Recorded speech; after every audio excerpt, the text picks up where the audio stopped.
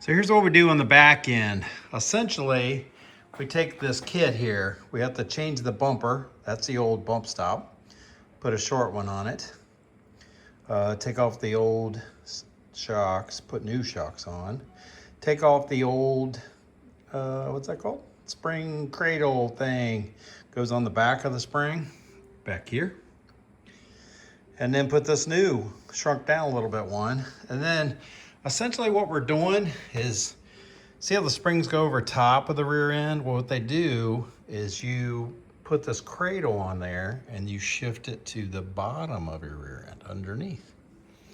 So it lowers it down. So I'm not gonna do a full video. There's a lot online.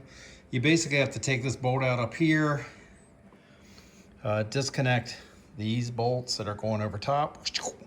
Take this apart at the back, which you can see I've already taken part of it apart. And then just shift your spring to underneath. Put all this new goodness back on. And it should work good. So I'm gonna do that real quick. I'm not gonna show it on camera. And then I'll show you the before and after.